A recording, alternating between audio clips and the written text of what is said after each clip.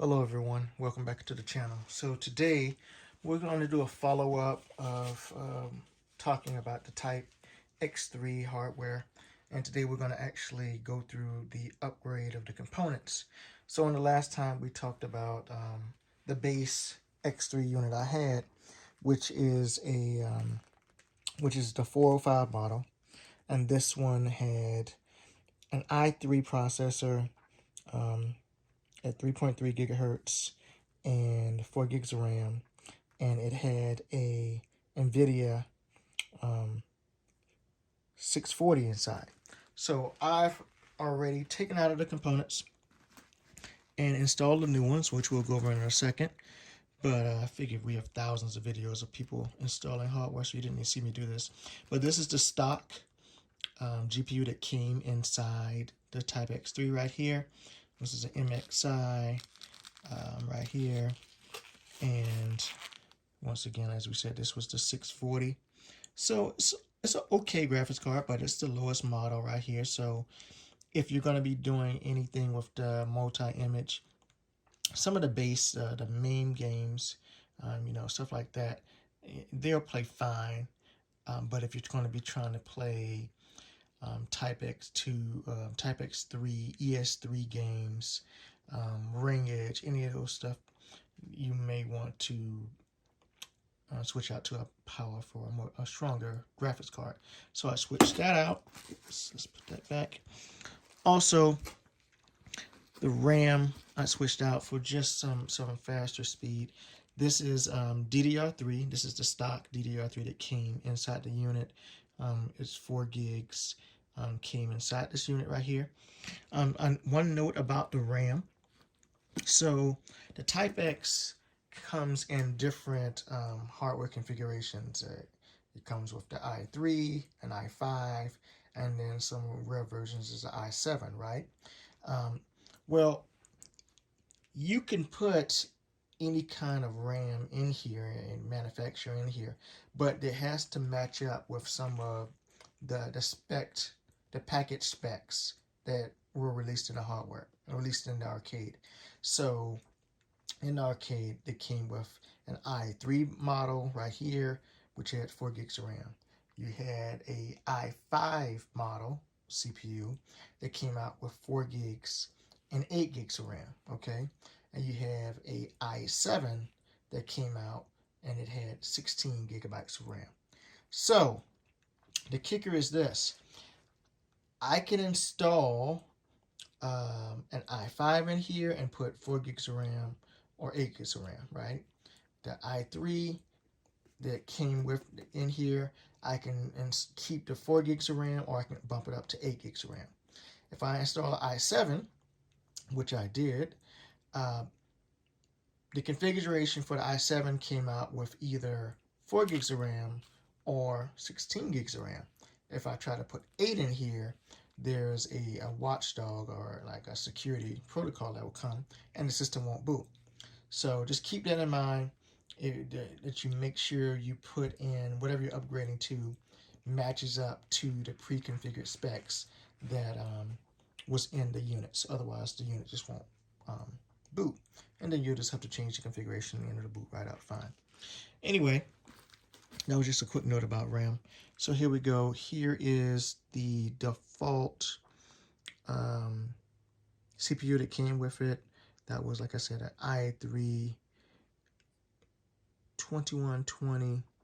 It was a 3.3 gigahertz CPU. So anyway, I already took that out. So what did we replace inside? As I just said, so let's open this up. So what we have here, I installed I kept the same cooler.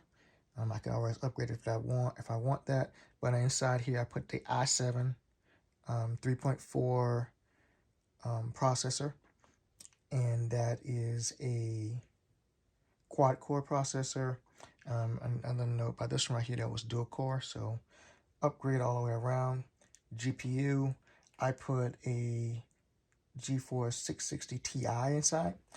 One thing about note about GPUs, if you decide to upgrade your GPU, so by default, like I said, that one came with a 640 NVIDIA. I upgraded to a 660. If you put a 660 inside your Type X3, you do not have to do any kind of firmware updates or anything like that. Just pop it in there. Everything will work perfectly without any kind of drivers, any kind of configuration. It'll just work. You will need to, if you notice, this takes two 6-pins for the GPU. When you were dealing with the stock 640, it did not require any power. It was just drawing its power from the motherboard. So all that means, these power connectors will be back behind this ear shroud back here. So you just need to grab them and put them in here. But if you decide, let's say you want to go with a 760 or 960 or any other higher, stronger GPU, well, what you're going to need to do is actually update the firmware on your motherboard. And if you go to the forums and do search, you'll find some people have made this very simple. You'll need to update the firmware on your motherboard in order to use a different GPU if you're not using a 660 or lower. So just keep that in mind. If you don't feel like doing any kind of firmware updates or anything else like that, you can get a 660 or a 660 Ti, and you'll be good to go.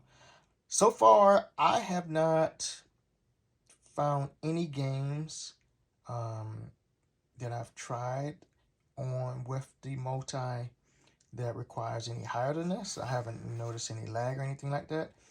If I do, I have 760s and some other cards around here.